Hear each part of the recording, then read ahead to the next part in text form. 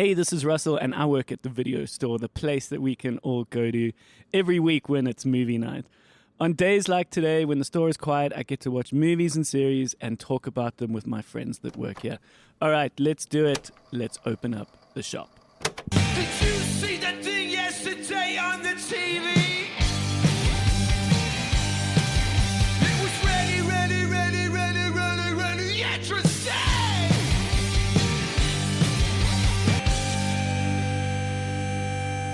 How's it, guys? Morning, Russell. Morning. How are you, Graham? Right, and yourself. It's nice to have you back, man. I've missed you. Your parents have been doing this shift for a while. Yeah, it's nice to have old parent, but we need a little G-force in our life.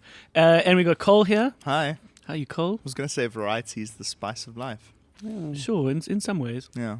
You stick around and get to meet all the other people and all the other co-workers. Yeah, no, it's So nice to lovely. shake it all up. It is. Hello, everyone. Thank you for wandering in to our video store today. And we're going to have ourselves a fat chat. What are you all doing here? Yeah.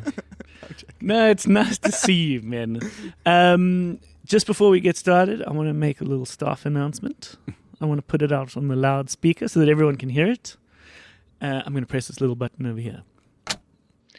Attention all customers, this is to let you know that our good friends over at Duos Wine are running a nice little promotion with us.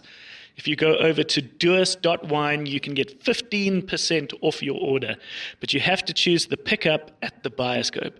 So we've been doing this for a while, where we're allowing people to pick up their wine at the bioscope, especially if you live in Joburg, obviously, to save on shipping. So you can save on your shipping by choosing the bioscope, but if you use the promo code VideoStoreDuos, you'll still love the fact that the name of this thing is Duos. Over at duos.wine, you can get 15% off that order.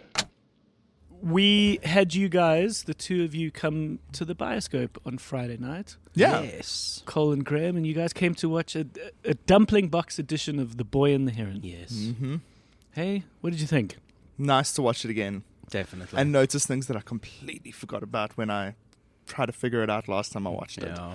Yeah, so The Boy and the Heron is the new Miyazaki. It came out at the end of last year, and it took South Africa a while to get the cinema rights. At one point, it actually looked like we were never going to have it come I love to how cinemas. you're involved in that chat now. Yeah, it's very exciting.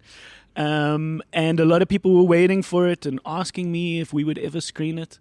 And then the exciting news came that it was one of the smaller distributors in South Africa, Gravel Road, that can often, when you're smaller, you can pick up these titles that if they sort of are going a bit rogue, they took the rights. And I knew instantly that this was going to be a bioscope hit. Yeah.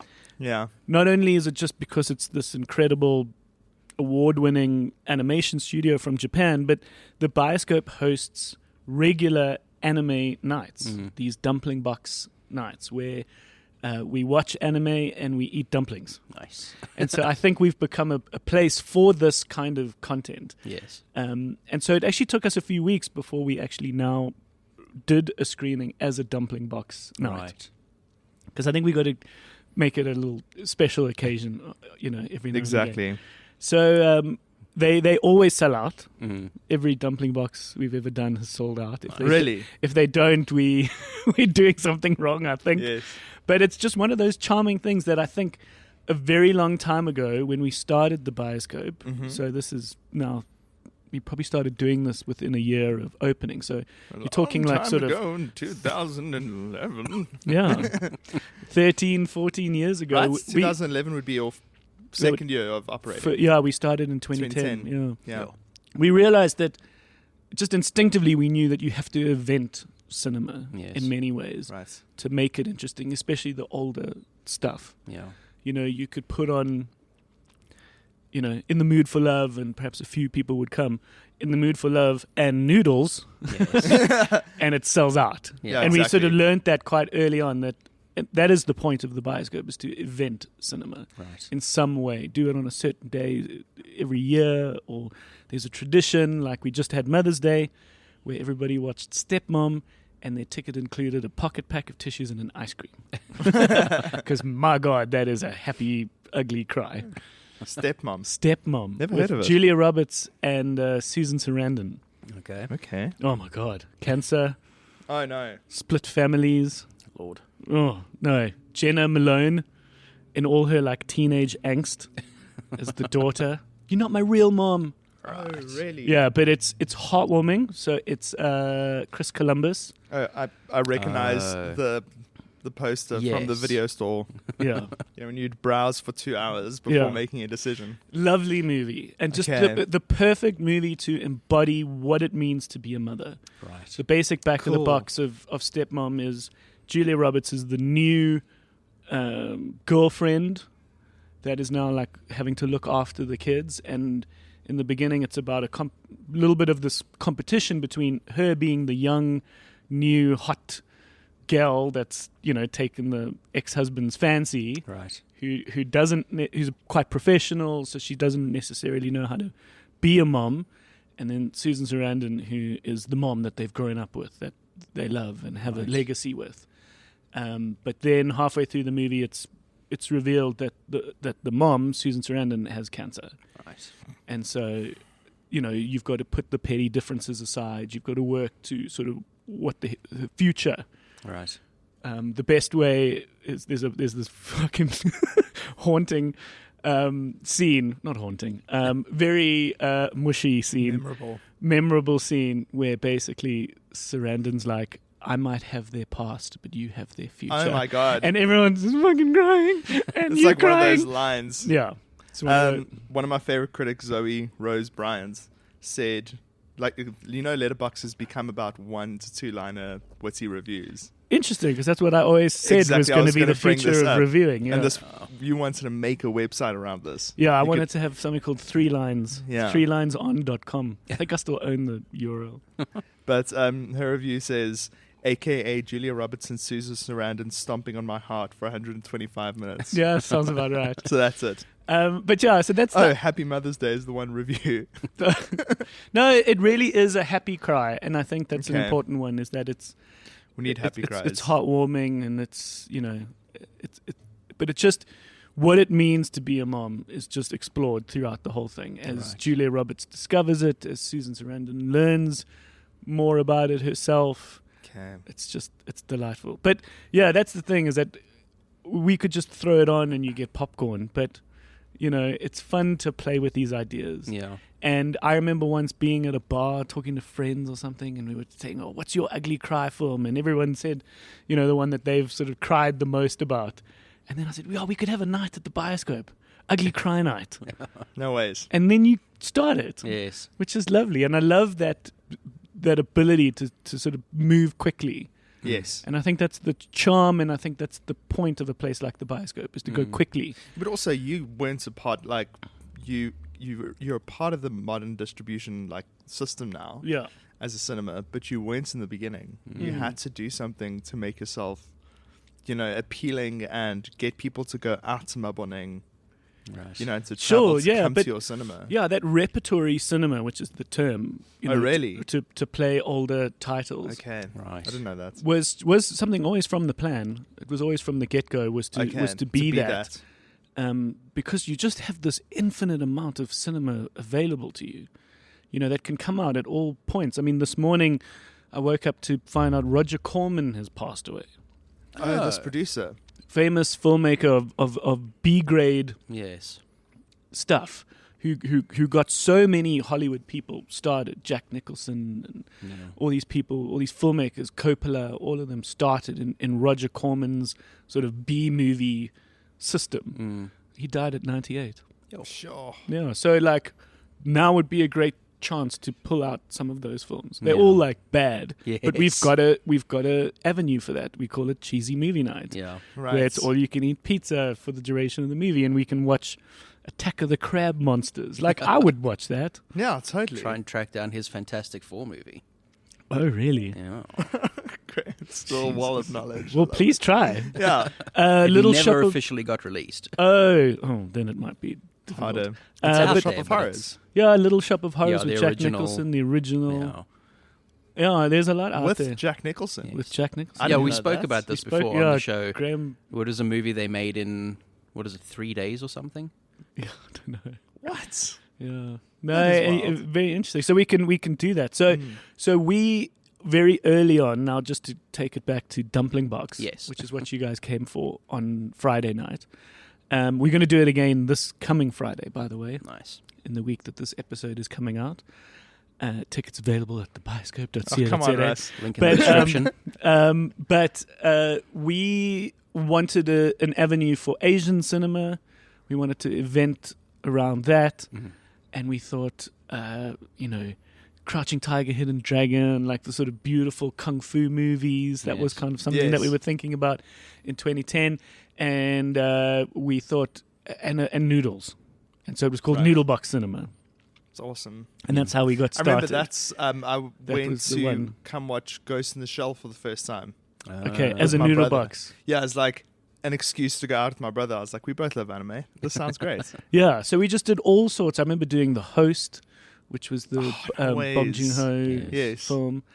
And then we did more classic stuff, as I said, like In the Mood for Love. But we also did like, the Crouching Tiger stuff, and then the sort of more, I don't know, lesser known but cool kung fu stuff. Yes. In the Mood for Love is great for that because it orientates itself around noodles quite a bit. Yeah, they eat You always a lot. go downstairs to buy noodles at that place. And then we struggled to find people who could do it because you needed it to be ready in these portions. Right. And they needed, They all needed to be hot. the old bioscope was 60 seats. So that's quite a lot of boxes of noodles to get ready. So it's quite a big gig. And at one point is. there was a business in Mabuning called the Blackanese, which we really wanted to support, which was this black-owned business making Asian food. And the Awesome. owner was a really cool guy, but he couldn't do it. Like he just couldn't get it ready in time, and they At were the they were scale, busy you know? cooking away, and as the boxes were ready, we were taking them in. It was like it wasn't working. But Daryl then, this is the guy I started the bioscope with for the first 5 years. Daryl was in the business. He went to Cyril Dean once and said, I found a place, the food's great. And we used them for ages. And the daughter of this family, the one who could speak the most English, Yeah. was a woman called Daisy. Okay. And we loved Daisy. And Yeah. it was so easy to just phone Daisy. Be like, Daisy, we're going to do it on Friday. Cool. Oh, right. One of those. 8 I got beef, you. 20 this, how many chickens, Yeah. the You have the different variations. orders because you'd Ready paste that by- with your ticket order. And she says, okay, ready by 7:30. Okay. Bye. Legend. Bye. Done. Then Daisy's family weren't there anymore. They moved. And we couldn't find anyone to do the noodles. Right. And then we actually put it on ice for the longest time until Daisy was like, hello, I've started a dumpling house. Daisy Dumplings House. Oh, cool. Nice. And it's so funny because it should be Daisy's Dumpling House. Yes. I was about But to say, instead it's Daisy Daisy Dumplings Dumplings House. House. Like her name is Daisy Dumpling, which I guess is maybe fine. Yeah. So it's her house. And it's in Rivonia, which is kind of like the new Chinatown. I don't know whether you've spent No. enough time in Rivonia Okay. to realize this. No. So Cyril Dean is Okay. like our Chinatown, Yes. which is formalized by those big gates, Yes. which they've since built, which is cool. Deep in Chinatown, deep in Cyril Dean, those folks can't speak English. Yeah. And really, there was one or two times where I was trying to talk to people, and I was even Google translating cinema, and they didn't know what I was talking about. And I was like, this is not going to work. Yeah. If you don't even know what a cinema is, how are you going to have how many boxes ready by this time? But then when Daisy announced that she started this dumpling house, I was like, easy, dumpling Done. box cinema now. Dumpling box. Easy. Nice dumplings. Daisy is actually, unfortunately, now no longer in the business, and her family have gone away again. I think they've gone back to China. But the people who took it over are still making these dumplings Right. as well as Daisy did. And so, Daisy. so that's where your dumplings came from. Okay. It's in Rivonia, and it's called Daisy Dumplings House. Also, that's no drive to scoff at. Like if you think about It's the not too order, bad. Yeah. getting it ready, and then bringing it from Rivonia to the bioscope on time, that's So we- logistically that's a lot. Yeah, so we time it. We give ourselves half an hour, Okay. and we just make it within minutes. But it's Yes. cool because then it means that they're as fresh and as hot as we can. Yeah. As you can manage. Yeah. But I remember once, just one one of these memories, especially when it was like a chow mein noodle. Yeah. So right. back in the noodle box days, I remember getting all the way to the bioscope and in Mabuning, and there were these little side streets, where someone would come out of a parking lot, Yes. and like 10 meters away from the bioscope, this car like jutted out, and I braked suddenly, and about 10 noodle boxes just like No. splotched into like the front of my dashboard. No. And I was like, fuck, man. And as I arrived, I was like, okay, we need to pick 5 or 6 people, and they're going to get pizzas. I'm sorry. Like, sorry, guys, this is what we can do. I'm going to spend the next 10, 15 minutes like cleaning the shit out of my car. But yeah.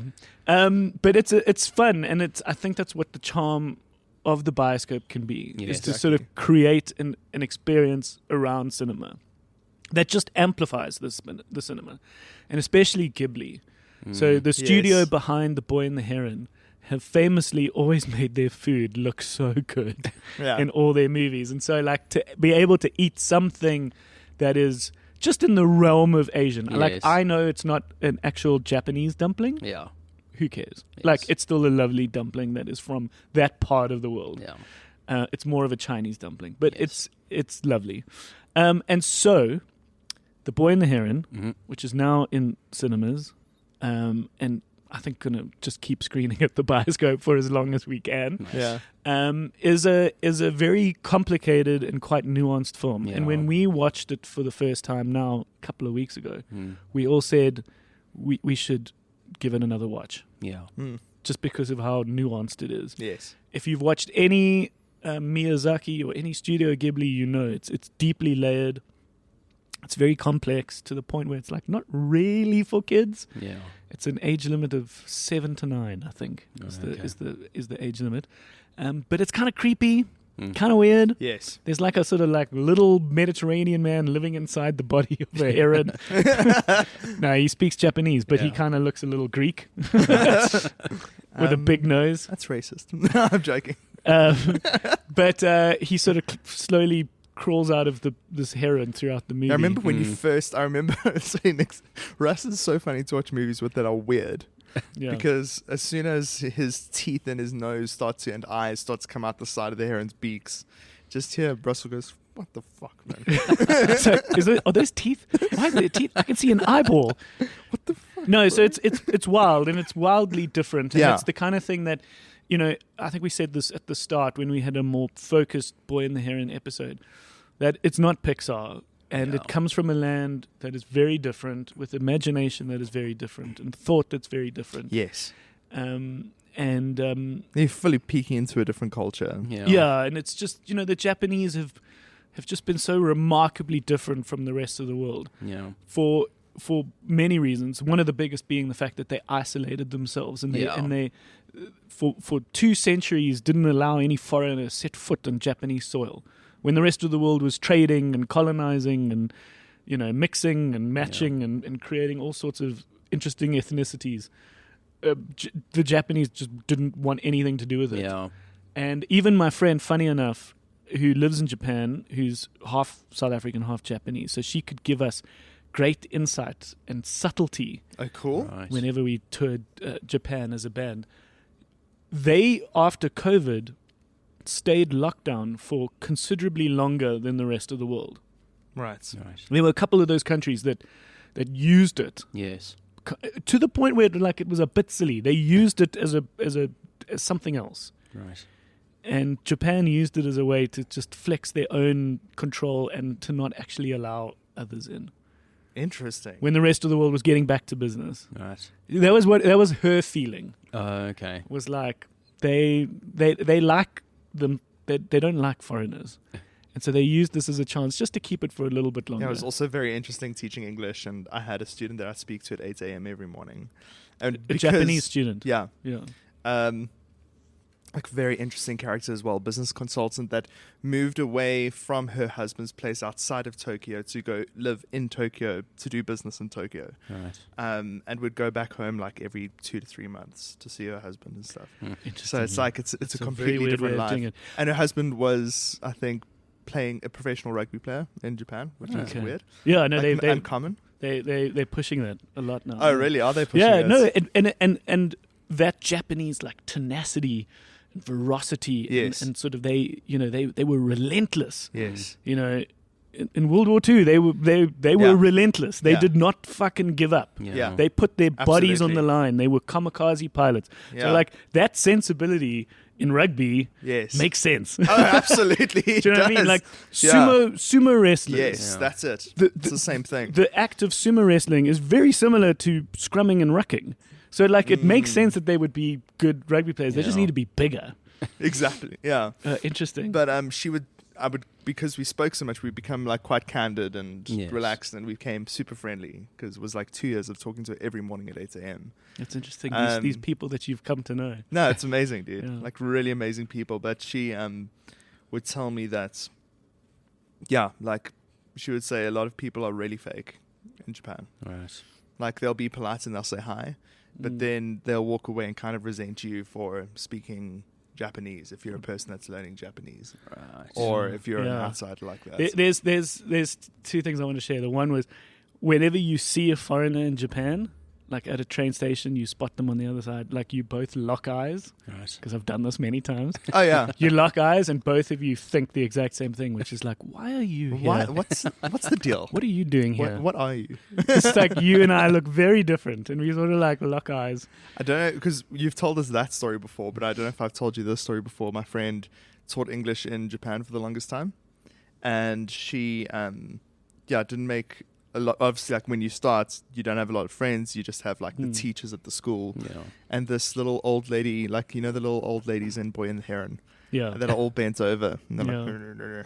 I saw a meme once that was like beautiful Japanese lady, Yeah, and then yeah. the moment she turns 60 or something, it's like turns into Just this a little old hunched lady. over. Yeah, yeah. And she invited her over for tea Oh, yes. and said, like, come have tea every Saturday with me, so that she had someone to talk to, Right. which is like Sweet. so fucking sweet. She was walking in the street and a whole bunch of little boys ran up to her, like very like naughty, mischievous look in their faces, and Yes. shouted "Gaijin" and ran away.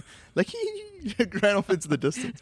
Because like What does that mean? Gaijin means foreigner. So it's a word that can just mean that casually, but it also can be used as a slang word. I don't know, Yes. slang word, Yeah, like derogatory. derogatory word. Yeah. But that's what's mind blowing is that who gives a shit in any other country? No, It's exactly. like, if you're used to them, this is also once again about representation. Yes, If you've seen lots of other foreigners, who gives Yeah. a shit? exactly. Something you become used It to. just shows you that these little boys haven't seen a lot of foreigners. Yeah, exactly. It's So like that's new why to that's them. a thing, and that's why that's a word. Yeah. But I'll never forget taking a Kalula flight. It's important that I say Kalula because they're not around anymore. But they Yeah. had those obnoxiously big collars. Do you remember the male staff had to wear those like quite fabulous? They almost they were ridiculous collars. Yeah? Okay. Anyways, but this young, well-meaning chap who was the flight attendant on this Kalula flight to Asian folk said "sheshe," which is thank you. Yeah. I just straight up saw an Asian person and went, Yeah, and "Seshe." sort of, like maybe well-meaning. it's well-meaning, Yeah. And this Japanese guy stopped him to say, "Sheshe is Japanese. I mean, It's is Chinese. Chinese. Chinese, yeah. I am Japanese. We don't say sheshe." Mm. And this guy said, "Okay, cool, thanks." He went on to say the same point 3 or 4 times. He wanted to make damn sure this guy didn't. You can't think just he go was up to an Chinese. Asian person Yes. and assume that they all speak Chinese. Oh, but I think other nations would have gone, "Hey, we don't say sheshe. I'm Japanese. We say arigato. Yes. Just now you know." Yeah. But he wanted to make damn sure this guy didn't think he was Chinese. Oh, really? Oh, that's It the was an reason. imperialist thing. It was Yes. very that interesting. makes sense. So, anyways, Anyways, I want to Anyway, know, this is a movie podcast. yeah. what were your thoughts on the second watch, Graham? Ooh, that's a good question. I think one of my big things that dawned on me, like you were saying, it's kind of hard to get into because of different cultural reasons, that sort of thing. I think another thing about this film is it is entirely not for us. Sure. It is a movie made by Hayao Miyazaki for no one but Hayao Miyazaki. Cool. It's entirely his film. Okay, so Sure. It's not a movie for audiences. that's Yeah, very it's It's interesting. like he wanted to do something. He obviously had this thing that he needed to get out. This like creative And it's worm like- in his brain. It doesn't matter how much he alienates the audience, anything like that. He's just like, I'm putting this on Yes. on the screen. Yes. So I think it's important to then mention we are talking about an 80-odd-year-old man Yeah, he's in his 80s. who has very famously retired, comes out Multiple times. comes out, makes a movie, wins it at Cannes. I'm Yes. retiring, disappears, comes out, makes a movie, Yeah. wins the Academy Award. So Yes. The Boy and the Heron won Best Animated Feature at this year's Oscars. Yeah. Yes. So that's the other important thing to mention when you talk about Miyazaki, when you talk about Studio Ghibli, which is the studio that makes these films, is that they're making art. Yes. It's not a pulp content kind of TV show, which a lot of anime is, where it's very serialized. It can be quite crazy and ridiculous or Yeah, out there or gory. Yeah, the anime industry is so huge. There is so much of it. And they pump a lot out Yes. for a tiny little island nation. Yeah. So it's like there's a lot that gets made. So then it's very interesting that when he then decides, I'm going to make a movie, Yes. he makes this incredibly complex, nuanced, And it takes like 7 very years. indulgent, as Yeah. you said, very personal film. Yeah. Yeah. So you just realized this was not made for you. You were just Yeah, definitely. you were just allowed to We're watch just it. looking at I mean, someone's like, think about our expression. first reactions when we watched it. You kind of sit there and go, "Wait, where are we? What? Yes. What's happening? Yeah. Like, what is this?" Exactly, which I think is a big part of the reason why there's so many different readings of it. It's so easy to like interpret things differently because he's not giving you the interpretation. Absolutely, and I think that it was one of those films where you know something, but then you forget about it, or you just have a moment where you realize it again. Like you Yes. have that moment, that Yeah. eureka moment. And was with this where I was like, actually, it doesn't matter what he intended for this to be. It's Yes. how I read it. Exactly. It always, Right, it it's always what's- will be that. Yeah. It's like Graeme and I always had a thing with Close Encounters, where I was saying that Close Encounters was about like a father destroying the home, Yeah, initially and it was you about the kind of- divorce. Yeah, you initially said it was about divorce. I think later you've subsequently said no, it's about a midlife crisis, Okay, yes. which I do agree with. But I realized that when we had this debate, we're talking two totally different things Yes. in terms of. So there's a quote from Steven Spielberg where he says, "Close Encounters is a movie about children opening doors that adults are too afraid to." Wow. And that's what that was Sure. my takeaway from this film. Yes. And that's like theme, Yes. whereas you're talking metaphor. Okay, yes. So we're in a way like we're talking about two totally different things that aren't in contrast to each other. Yes. Yeah, I was about So to there's say, no reason to disagree about them. Exactly. Yeah. it can be about all of that. Yes. Yeah. But And once it is. again, It is definitely about a midlife crisis. I think that's very intentional. Yes. Yeah. Close Encounters. Yes, of the third Okay. kind. Which is a film I still need to see. We've spoken about Didn't this. you come to the IMAX re-release? No, we saw the ET. We saw ET on IMAX. Oh, not E.T. Close and Jaws. Encounters, Yes. Okay, sorry. Yeah, I was about to say there wasn't that on Screen as it a here re-release. sometime, bro. Yeah, Hey, you've got a cinema. yeah. And you sell the poster. Don't you sell the poster, yeah? No, I was asking about the poster. I was saying I want okay. one, and Russell says that the It's one of- suppliers don't have. It's safe to say it's one of the lesser remembered Spielberg films. In some ways, it's not as big as like a Jurassic Park. And Jaws. Yeah, like sure, and like E.T. if we're talking about and general audiences, like Yeah, they're not going to it's- remember Close Encounters or Empire of the Sun, you know. It's one of the smaller ones. Yes. Yeah. Or lesser remembered. But you guys really love it, and I really want to screen it so much. or just watch it as a result. Yes. I've seen the vinyl every now and again of the soundtrack. and cool. I've sold that once or twice. Well, when Legendary is, soundtrack. how about when there's time at the bioscope? Because you're a lot busy, you're like very busy these days because you have real screenings. Yeah. But why don't we do Video Store Presents nights? Yeah, why don't we do- where each clerk like picks a movie? Yeah. No, I exactly. pick Close Encounters. Cool. Then are you going to come and introduce it? Sure. Good. Graeme does a little speech. I Good. fucking love to see Graeme's. I miss Yeah. your speeches. We used to do speeches all the time together. Oh, in yeah, university. presentations and Yeah. whatnot. Yeah. Are you Oh, okay my with Lord. public speaking? Yeah. I mean, this is technically public speaking, but In a way. the audience isn't quite in front of you, staring at you. Yeah, I must say, I've gotten okay with it. It's amazing how that's a muscle you have to get used to. Yes. And just from introducing things at the bioscope, you get used to crowds of 60, Yes.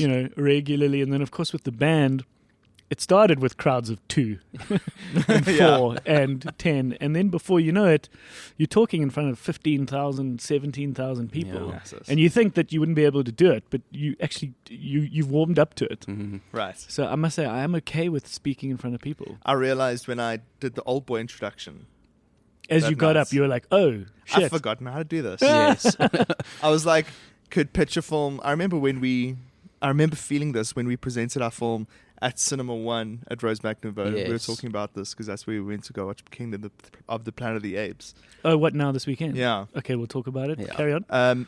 I remember sitting there after the screening and getting all the audience questions. Yes. And seeing like the Black & Sea, and then we were told this is like our graduation presentation, so it's a big deal in terms of our marks, and there are a Yeah. whole bunch of critics in the audience, etc., and they're asking you about the movie. Yeah. And I sat there going, I'm not nervous. Yes.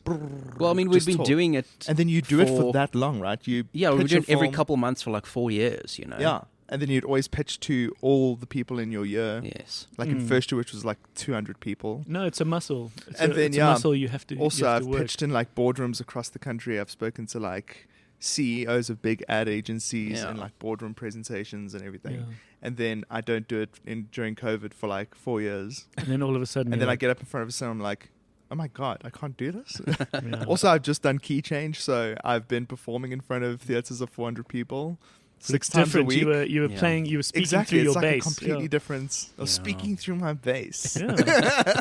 Yeah, speaking through your Love instrument. that. A lot of people are like, I can be a frontman holding a guitar, Yes. which is different to being a frontman who just sings. Yeah. Yeah. You know, it's like if you've got one little thing behind you, you can Yeah, you it's can like feel more. it's like watching confident. Elton John when he doesn't play the piano and sing. Yeah.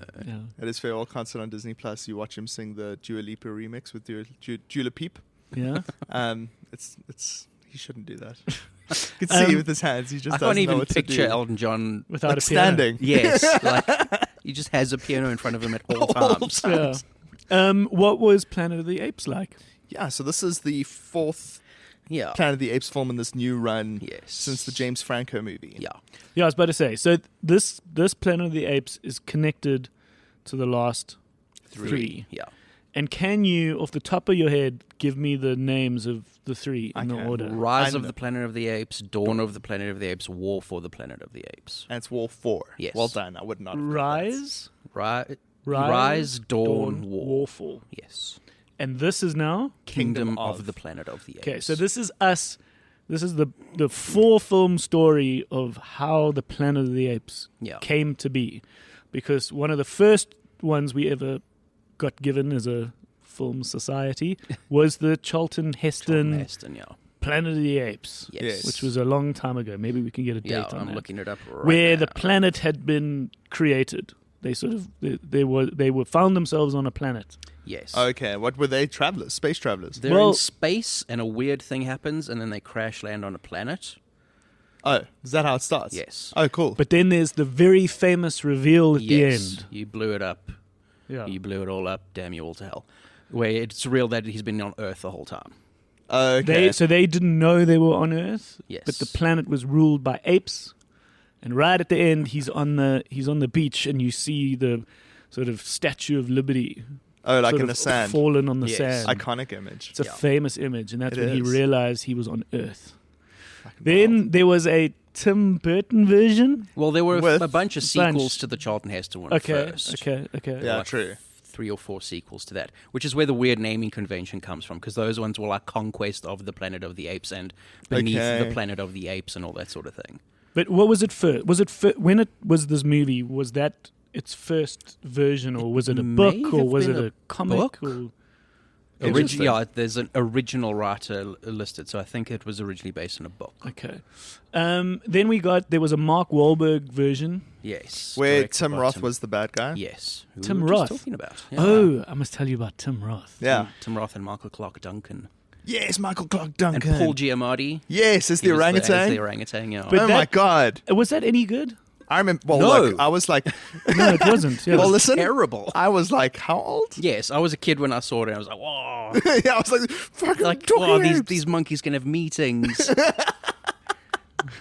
I absolutely loved that movie. When did that one come out? 2001, I believe. Yeah, I was Okay. 10. Yes. I Okay. loved that shit. Yeah. Okay, you loved it, Graham. You didn't like it. I liked it at the time, Yeah. Okay. but then I rewatched it last year with my movie Movie every day. and it's terrible. Okay. Mark Wahlberg was the Charlton Heston character, right? Who sort of Yes. found himself on this. That's right. Yeah. Was there the same reveal? Was it the same? There is the same, like, similar there's a reveal. similar reveal Yeah. where he leaves the planet at the end in this one. Okay. And then goes back to Goes Earth. back through like the portal thing that brought him there. Crash lands on Earth, but the Earth is now monkeys for some reason. It's never explained. It's not explained. He at all. goes up to the Abraham Lincoln statue in Washington. Yes. And it's a monkey instead Why of are you Abraham laughing Lincoln. so much? Yeah. Yeah. funny. It is a weird thing. Yeah. It's like, that's not Abraham Lincoln. It's Abraham Lincoln. Yes. Okay. Oh, it's so All funny. right. No. Okay. I remember that. And then someone was like, "Let's do Planet of the Apes properly," which Yes. might take us 4 movies. And so the first version, which Very was much a prequel. which was Yeah. Rise, Rise. Rise. Of the Well Planet and of that the was Apes. with James Franco. and he was experimenting and Yes. somehow gave the monkey more brain. It's the more exact thought. same plot as Deep Blue Sea. Where they're trying to cure Alzheimer's by experimenting on animals, Yes. and they accidentally make smart animals. Yes. Yes. It's exactly the same story. Well done, Graham. Fucking well done. Same plot. And yeah, Except so that- Stellan Skarsgård doesn't get fucked up Doesn't- in yeah. Rise of the Planet of the This is Apes. true. Holy shit. Samuel L. Jackson gets chopped. Yeah, up. he yes. does in his speech. We are not gonna... Remember that. Everyone would talk yeah. about that. Yeah. Okay, so then Caesar the ape grows up, Yes. goes out, and Played and, by Andy Serkis. yeah, and then starts this whole story. Yes. Okay, and so now we're quite far into the future. Yeah, of so this. basically Dawn is where you see him settle and create this new like life and still trying to work with like exigent humans that are trying to get electricity again, for example. Then war is very much like the military of people trying to come back and take over and Because, okay, so the thing that makes the apes intelligent is a virus. Yes. And it basically wipes out most of humanity. I was about to say, Whereas how do it they makes- win? Because you would think that despite apes all of a sudden getting quite smart, humanity with all their tanks and guns Yes. would fuck them up. But the end of the first movie is a virus spreading all over the world. That virus is the thing that made the apes intelligent. But Okay. it kills humans. It's killing the humans. Yeah. Okay, so that's why that is. Okay, and it's so like COVID times 1,000. Yeah. okay, and so you guys have been here for all of this, and now this final version is Kingdom. is Kingdom, Yes. where there's majoritively apes, and then the Yes. few humans that are left, they're sort of hunting them, right? Yes. so What's there's the back? like- What's the that's back of the premise. box of what's the back of the box of Kingdom? So, back of the box of Kingdom, and I don't remember the trailer, so I'm going to try and make an abridged summary that Yeah. doesn't give away the plot. Is basically there is an ape who has a tribe, and then this tribe is invaded by another conquesting tribe of apes, and kills his father, takes his family away as slaves. So he follows these people and discovers a leader that's bent on some nefarious goal. Yes. Okay. And then along the way, picks up a human straggler who's mute.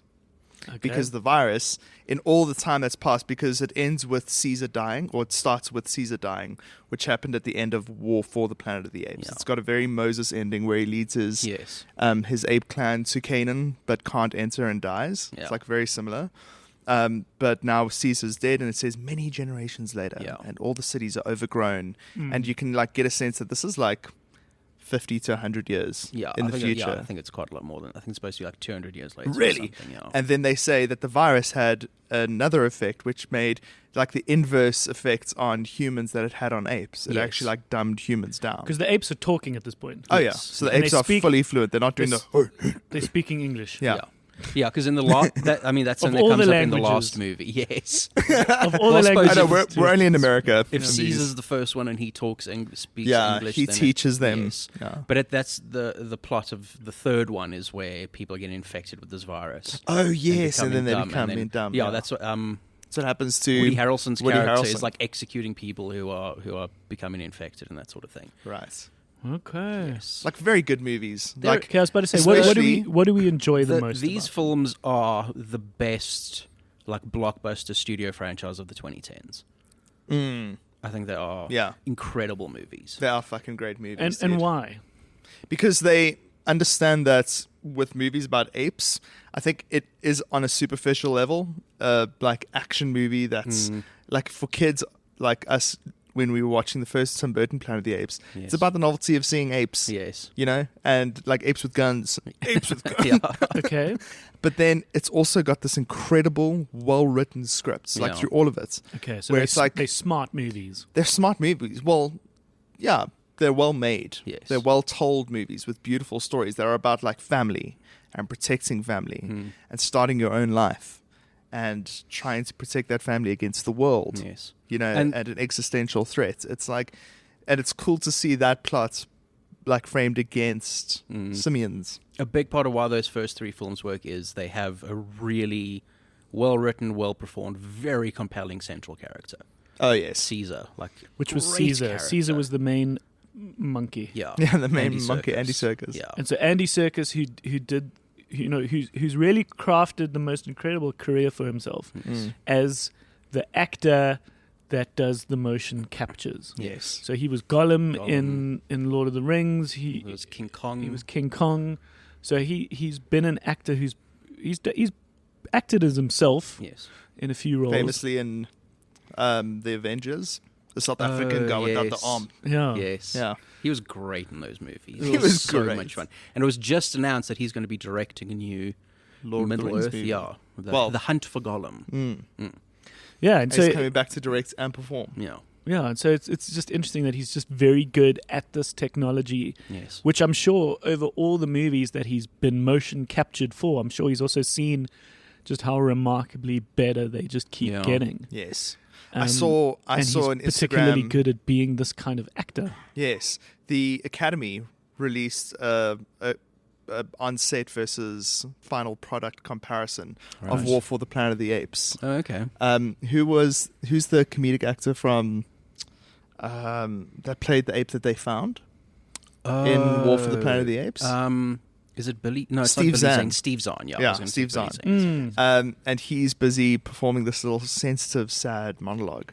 And you can see when you're tracking it, especially with that vertical format on Instagram, it's really easy to see top and bottom. Yeah. And you can see exactly the dots in his face tracking exactly what the ape's doing. So like this performance you're watching Is him. is the actor. Yeah. It's like it's become that where with Gollum they didn't have facial tracking. I think Yeah. Avatar was the first film to do that, right? I don't know about the first, but it was definitely one of the ones that like pushed it forward Right. a long way. Because if you watch the making of Lord of the Rings, The Two Towers, Mm. the animators will talk about having Andy Serkis's on-set footage alongside, and then like all the models they made for Gollum with different expressions, Yeah. and having to like old school Pixar style animate frame by Yeah. frame Yeah. Gollum's facial expression. yeah, Andy Serkis is basically a reference. Yes. So And he then they would motion capture stuff afterwards, like in a studio to get like his motion and that sort of thing. Yes. But they weren't doing performance capture stuff yet. But Wow. do you think that actor would ever be considered to be the actor? Like, would you be able to win an award for acting if you were motion captured? I think so. Like, think we should get to that are we point. at that point now where you If we could, see- you could be a nominated actor and it's I'd like to think of it as, because we're at the point where it replicates so much, and I think you'd have to go into a process of understanding how much it was manipulated Yeah. afterwards, like if there was any tampering. I mean, there has to be, definitely. I think there's more tampering than we realize. Right. Like, there's more of an animator as an intermediate there. They like to sell it as like, oh, we're like copying this like exactly, and then it kind Right, of like it's like authentic. we just like copy and paste those points onto like the character. But if you think about a monkey's face and a human's face, those things don't exactly line up. Or Yeah. you think about Josh Brolin and Thanos. Like Yeah. their faces don't actually really line up. No. So that like motion capture data isn't going to go 1-to-1 with that 3D Yes. model. It's like so watching- an animator's going to have to go in there and make it like work. My favorite's watching Benedict Cumberbatch's Smaug. Yes. yeah, because he really sort of acted as this Oh yeah, dragon. he was but like, I'm a serpent. And you're baby." sort I'm of going to going take like, this very seriously. do they use this at all? No, I was like, fuck off, they don't use that. Yeah. Interesting. Speaking of Tim Roth, Oh you yes. mentioned Tim Roth about 20 minutes ago. Yeah. We are really enjoying a very easy to watch TV show on Disney Plus called Lie to Me. Right. Okay, I've seen that. What is that about? It is the classic, easy crime episodic TV show. Like You know, CSI? CSI vibes. Oh, dude. So it's very easy to digest. But the main little unique spin on it is this guy, played by Tim Roth, has got a particular company that helps solve crimes because they can detect if you're lying or not. Right. So it's not a polygraph, but it's understanding and using science and biology to tell if someone's lying.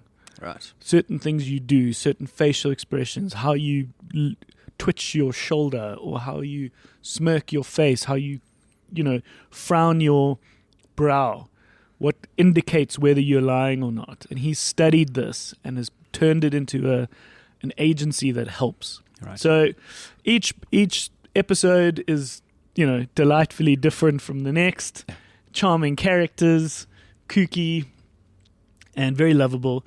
But the one thing that's particularly good about this show, and apart from it just being a nice, easy watch that's not completely stupid, is that when they point out a certain thing, this particular look means that you're disgusted. It means that you're actually not, for example, you don't want to do this. It means that the person doesn't want that, or is thinking this, or is actually holding contempt, saying one thing but meaning the other. Sure. The show will take public footage from like news and current stuff, and just give you just 2 or 3 little stills of famous people doing the same expression. Right. And so you realize, like, oh fuck, that's what Obama was thinking. Or like, if you're lying, you maybe stroke your face in a particular way, or the way you repeat a sentence. You repeat the question and the answer. Certain things, and it would cut to like Bill Clinton going, "I didn't have sexual relations with that woman," and you notice that, and you notice that he sort of flicks his nose in a particular way, or does this inflection that they've just spoken about. So all of a sudden, you start making sense of your own world and this reality through the show. It's a smart little. Okay. It's just the little cherry on top. Yes. He says does it have like legitimate basis in? I was going to say it sounds like pseudoscience. Yeah. Yeah, I think those things are a combination of things where then it's like pretty dangerous to just be like, here's Bill Clinton doing that. No, but I think in a lot of those moments it's very real. Right. But it's all suggestive. It's all just human behavior. It's psychology. It's right. It's obviously, there's always different bases for what's right and what's wrong. But there's just certain things that you realize humans will do, whether they're aware of it or not. And then sometimes in this show, they are filming someone and they zoom in very close, or they like watch it in slow motion, or the way their mouth changes. And so yeah, it's never 100%, but I think it's very indicative. Right. And often, once you ask the right questions, you can dig the person out of the hole that they think they can be hiding behind. Right. So something might be more revealing, and then they might get more aggressive, and then they'll confess. Right. Wow. So he sort of knows how to do it. But good old Tim Roth, who I only know from Reservoir Dogs. Oh, and the Hulk. Which Hulk? With not Eric Edward Banner. Norton. It was Edward Norton's. Yeah. When they Edward started Norton's Marvel, Hulk. it was The second. Iron Man and Hulk. Yeah. So Edward Norton was destined to be Hulk. Yes. But he only lasted one movie. Yes.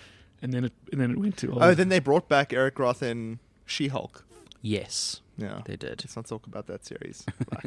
But yeah, lekker dudes.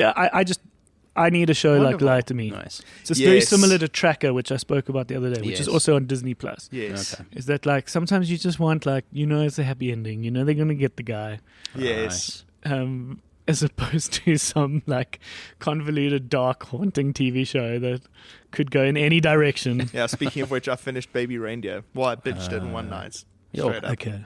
I was like, I'm not going to stop watching this shit. Okay. And it's really that good. Okay, cool. Yeah. Yeah. It's stunning. Any more thoughts on it after our chat last week? No, I think it does a lot of work to reveal that kind of psychopathy to you. Yes. And it's kind of terrifying. Right. And now I saw Piers Morgan interviewed her. Yeah. The woman. The real woman, yeah. Yeah. Did you watch the interview? No, I kind of want to distance myself from it a bit because I'm just like, this woman is a character, hey. I think you can just appreciate the show for the show. Yes. Exactly. There's a and lot for you to unpack. And that's what that creator was trying to get at. Like, guys, like, please don't unpack everything. Like Yeah, it's a show. exactly. There are these fictional elements. Exactly. And you have to be allowed to take inspiration and make it more dramatic, you know? Absolutely. And we were just talking the other day that this guy, you know, famously, the person who acts in the show, this happened to him very largely in real life. And it was first a theatre production, which he must have performed many times. Right. And then he's since written it as a TV show, which is now this big Netflix show, where he acts in it. Yeah. Okay, Yeah. this is what's so unique about it. It's not that other people are acting what happened in a true story. He's acting his own true story to some degree. But you can Yes. imagine, think about every funny dinner party you've ever told. Every Yeah. time you tell it, you tweak it a bit. Yes. You change it. You make it more Yes. dramatic. So, especially if he's performed it live. So, whatever started, by the time they've now made this TV show, it's far more embellished. Absolutely. And so there has to be that license to be more you creative have to make it with more dramatic. That's the Yeah. thing with adaptation. But the thing that really amazed me was when you hear someone say, oh, it starts off with him going to say, hi, I'm being stalked. And the person says, how long has this been happening? And he says, 6 months. And he's like, why haven't you reported it sooner? And you think to yourself, if you're being stalked, you go report it, right? Yes. What are the reasons why people don't report abuse? Why don't they report things like stalking? And it gets into that well, and it makes Right. it convincing and understandable and empathetic. as to why It's he never reported Yeah, it. in terms of, or like why she misunderstands what he says yeah. and takes it as flirting, or he was just joking. And it's those small little nuances that they're aware of. It's good writing. It is incredible writing. Cool. Because the stakes are higher because this woman is trying to sue Netflix, Yes. Yeah. which is what has raised these conversations and the stakes of this conversation as to what you should be able to say and not say. Yes. Yes. And I think there's very interesting legalese about how one makes this kind of show.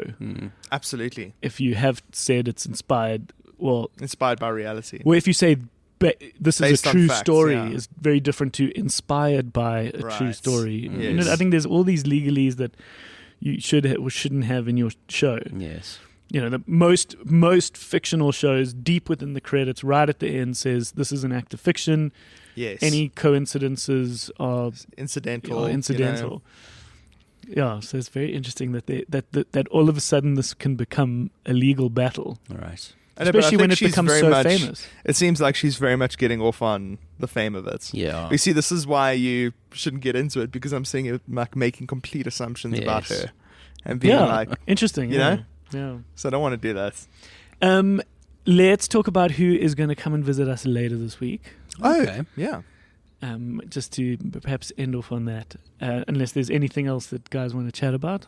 No. No, I don't think so. I am going to go in a few weeks' time with my whole family to watch Mamma Mia, Oh. which is in Monte Cassino, and it's the big sort of production of the month, the Right. few months. And our good friend Karuna is in it. Yes. And so Cole has reached out to her, and she is going to pop in. Cool. I'm so And, excited. and that is going to be this coming Thursday. yeah, Karuna's a legend. She's incredible. She's so great. And I've taken great joy in coming to watch Cole perform, where often she's been performing on stage with him. And she's an amazing performer. So she's a actor, singer, dancer. I know she's taught a lot. Yes. But she's been in a lot of productions, and this is now sort of arguably one of the biggest things she's done, which is like the lead in Mamma Mia at the Teatro, which is lovely. So I'm so looking forward to excited, so having happy for her come and visit us. So that's going to be the guest chat, which will be on Thursdays, and this coming Thursday, in the week that this episode's coming out, we're going to have Karuna. What's her full name? Karuna Lint Deva. Karuna Lind Right. Deva. Deva. I discovered this while we were recording her. I was like, she said her dad's surname, and I was like, fuck. I've known you for 8 years, and now I've been pronouncing your name wrong. Okay, The surname. Well, it's nice to learn it properly. It's the worst. Magic, guys. Yeah. Thanks for a lovely day. Nice to have you back. Oh, wonderful. G-Force. Yeah. Let's get to it. What do we have to do? Now we got to go home, Cole. It's the end of the day. Or is it the end of the day? I Now thought we it's were the end starting of the day. We like had a whole chat. We had spoke the whole day, the dude. whole day. That was a good chat. Yeah. Yo, one gets lost, eh? Our home base is thevideostore.co.za. This is our clerks chat where we talk specifically about what we're watching on streaming platforms and out in cinemas. But as we said, there is a second episode every week which comes out on the Thursday, which is when an interesting guest will pop in to rent something. So look out for that this coming Thursday. But all the links to all the social media and previous episodes is at thevideostore.co.za. All right. Cheers, guys. Bye-bye. TTFN.